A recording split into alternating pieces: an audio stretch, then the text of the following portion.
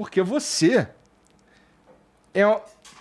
assim, eu li em algum lugar que você foi o último brasileiro a pisar em Homs. Com a guerra, sim. Com a guerra, o único, né? É o único. Então, e não é só isso. Você foi preso, ficou 6 dias preso lá, né? Sem poder falar com ninguém. E por isso você decidiu escrever o livro, eu imagino. Isso. Né? O que tu foi fazer lá, cara? Então, Um monte de lugar tranquilão pra tu ir, pô. Dá pra tu ir pra Jerusalém. Fala pra ele aí, Rodrigo. Jerusalém tem umas quebradas complicadas. Ah, é? Eu saí de Israel num dia e à tarde começaram a jogar 760 e tantos mísseis lá. Agora, Eita. mês passado. Não, então, pô, Mas vamos falar. Vai pra ilha de Marajó, irmão. Búzios. Vai pra Búzios. Não, cara, eu sempre falo, tá até falando com o Rodrigo no carro agora sobre isso.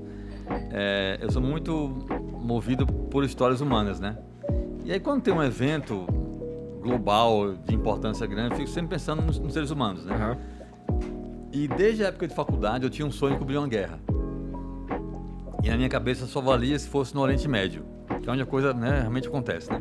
Guerra no Paraguai não tem graça, né? E aí quando começou a guerra na Síria, em 2011, eu fiquei acompanhando, né, lendo notícias, tudo que saía.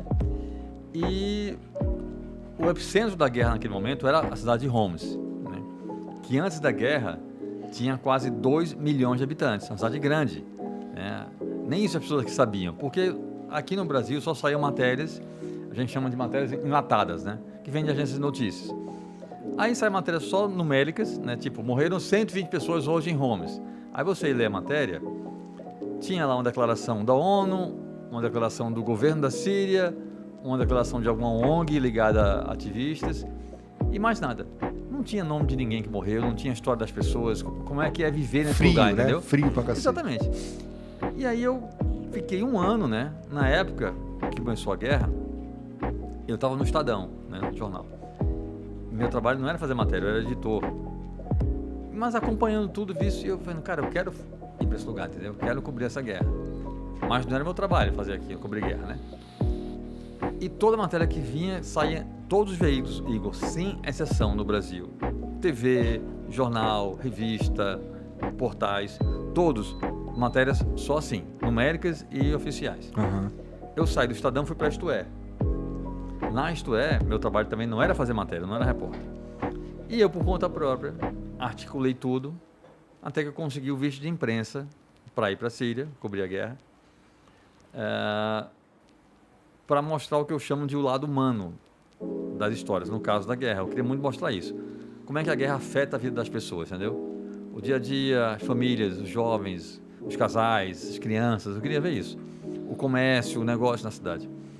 E aí, quando consegui o visto de imprensa, eu fui até a direção da Isto É, falei, estou com visto de imprensa, quero ir para a Síria cobrir a guerra. Sei que não é meu trabalho aqui fazer isso, mas queria saber se vocês têm interesse e me autorizam aí. Obviamente, eles gostaram da ideia, me autorizaram, me deram todo apoio. E assim, em maio de 2012, fez agora 10 anos, eu fui para a Síria para cobrir a guerra e fui para a cidade de Homs, né? Que era, naquele momento, onde a guerra estava pegando de verdade. Tu chegou na Síria e foi pra essa cidade ou você já voou direto pra lá? Não, com a guerra, o aeroporto de Damasco estava fechado. Tá. Então, o próprio governo sírio, né, quando me deu o visto, me orientou a ir para Beirute, no Líbano, e de Beirute a entrar na Síria por terra, né? Tá. E tem até a foto num livro dessa... Tá até na contracapa, se você pegar atrás, você vai ver. Tem uma foto do passaporte. Tá vendo aí? Tem, não tem? Tem. Tem aqui, ó. Então, nesse visto, tem uma frase manuscrita, assim, perpendicular, você tá vendo aí no cantinho, que eles escreveram em português e em árabe a seguinte frase. Procurar o Ministério das Informações imediatamente após a chegada. Exatamente. Eles queriam que, quando eu chegasse em Damasco, fosse ao Ministério da Informação. E eu sabia que isso era para... Eles iam colocar um oficial do governo na minha cola para me impedir de ir para a guerra. Porque em Damasco não tem guerra. Eu fiquei em Damasco uma noite e uma manhã, passei pela cidade, estava tudo normal, cinema aberto, shopping, comércio, pessoas na rua, tudo bem em Damasco. E o governo, naquele momento e até hoje, o governo tem um discurso de que não tem guerra na Síria. Eram só ataques do governo contra terroristas. Só que em Homs, uma cidade gigante, como eu falei, era o governo matando o próprio povo. É lógico que tem também questões terroristas. Tinha células terroristas que também explodiam carros em bairros em Damasco para atingir pessoas ligadas ao governo. Mas não era aquela coisa. Em Homs, cara, quem quiser procurar as imagens no Google, coloca Homs, H-O-M-S, guerra, e vai ver as imagens. É assim, era o exército do país destruindo a cidade, matando pessoas, rebeldes e inocentes. Então o governo não tinha interesse que a imprensa estrangeira mostrasse isso. Então, por isso, eu não fui no ministério. Eu cheguei em Damasco, não fui ao ministério, consegui dar um drible lá neles, peguei um ônibus normal e fui para Homs para cobrir a guerra lá. E aí, por isso que tu foi preso, porque tu não foi no ministério. Nunca me disseram porque eu fui preso. É? Eu deduzo até porque isso não é crime de prisão, né? Isso, não ir ao ministério, eu apenas não segui uma recomendação deles. Não descumpri nenhuma lei, não Não cometi tem uma nenhum lei crime. dizendo que você chegou lá, Não. tem que ir no ministério. A lei é o visto. Eu tinha o visto de imprensa para trabalhar no país. Então, eu fui lá fazer meu trabalho. No máximo, o que eles poderiam fazer, se não me quisessem em Homs, seria me mandar de volta para Damasco. Não me prender, né, cara? Eu cheguei em Homs, já estava fazendo fotos e vídeos da guerra, a cidade sendo destruída. Tem uma foto também, está na contracapa do livro, de um prédio com chamas no topo. Sim, tá aqui. Isso aí foi um avião da Força Aérea Síria, jogou uma bomba. Isso aí, essa foto eu que fiz. Eu estava na cidade, em Homs, teve essa explosão. Tem uma cena bem interessante que eu conto no livro. Eu faço muitas palestras sobre essa história, né? Inclusive, eu montei uma palestra corporativa para empresas que eu faço analogias de tudo que eu vivi na Síria com o ambiente corporativo, que é o dia a dia do trabalho e também da vida. E por que essa foto é interessante? Porque eu estava lá, né? A gente fala brincando, como você falou aqui, o Rodrigo sabe, você é louco de ir para lá? É lógico que não é loucura, é um trabalho, né? Tem até uma frase do Hamlet que ele fala, há muito método nessa loucura, né? Que é meio isso. Cara, eu fui para a Síria cobrir a guerra, né? Me preparei muito, mentalmente, espiritualmente, para o que poderia acontecer lá. Então, cara, se eu estou lá com a missão de cobrir a guerra e estoura uma bomba, eu tenho de fazer foto, eu tenho de ir para onde está a bomba, entendeu? E aí foi curioso, porque as pessoas, obviamente, correndo na direção oposta da explosão e eu indo para a explosão, né? E eu falo muito isso, que isso tem muito a ver com a nossa vida, né? O ambiente de trabalho é a vida mesmo. Quando a bomba explode, né? Ou seja, quando surge um grande problema, como você se comporta? Tem 3 posturas, né? Você pode ficar na sua quieto, fingir que não é com você, né? O mundo acabando aqui, você na sua, né? Isso pode ser na empresa, né?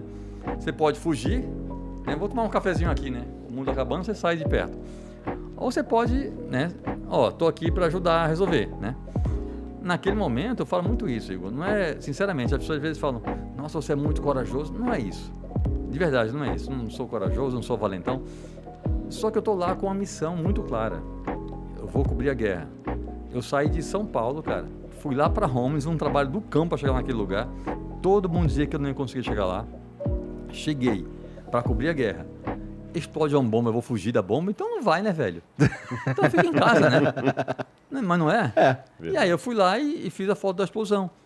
E aí, pouco depois desse momento da explosão, eu na rua, em Homs, estava num táxi, indo encontrar com um cara que era a minha fonte lá, e aí fomos parados numa barreira militar, pegaram minhas coisas, e aí foi quando eu fui preso e começou todo o inferno, de tortura, ameaça de morte, foi punk. Ficou 6 dias na cadeia, né? Eu Junto fiquei com os outros 6 dias, caras. Eu fiquei 6 dias preso, né? Me colocaram numa cela, num presídio, numa cela um pouco menor do que... Acho que é o tamanho desse estúdio aqui, da nossa sala aqui, do estúdio aqui. Eu e mais de 20 presos. No presídio eu dormia no chão, comia no chão, foi muito, muito angustiante. Ninguém me dizia nada do governo, se eu ia ficar lá para sempre, se eu ia ser solto no dia seguinte. Nunca me disseram por que eu fui preso. Não me deixaram dar nenhum telefonema, né, para avisar ninguém que estava preso. Então, assim, além de estar preso, eu sabia que ninguém sabia da minha prisão, porque não me deixaram avisar ninguém. E os dias iam passando e a angústia só aumentava, né? Só que aí, cara, nesse ambiente de terror, de medo, de angústia, surgiu uma coisa muito bacana, que é uma parte muito legal do livro, bonita mesmo, que é a minha relação com os presos. Eu fiz 3 grandes amigos lá dentro. Um deles falava inglês, né, que foi o cara que, assim, virou meu irmão lá, né? Aliás, graças a esse cara, o nome dele é Amar Ali, graças ao Amar, eu consegui entrevistar os outros presos, né? Porque o Amar fazia, às vezes, de intérprete, né? Então, eu consegui conversar com os outros presos, e aí tem a história deles no livro, de cada um, porque estava lá, como chegou, não sei o quê. E com esses 3 caras, cara, o Amar, o Adnan e o Walid, eu fiz uma relação de irmão mesmo, cara. Em poucos dias, assim, foi uma coisa, assim, muito especial, sabe? Assim, Mas todos eles eram locais, só você que todos, era estrangeiro. eu era o único estrangeiro, o único jornalista, eram todos presos comuns lá da região, todos árabes, todos muçulmanos. Eu era o único não muçulmano na prisão. E foi realmente uma experiência humana muito rica, assim, sabe? Foi algo que... e é engraçado, porque as pessoas que leem o livro, todo mundo, cara, sem exceção, fala isso, que é um livro de guerra, tem muita angústia, sofrimento, mas termina sendo um livro muito mais bonito, positivo, do que pesado, né? Uhum.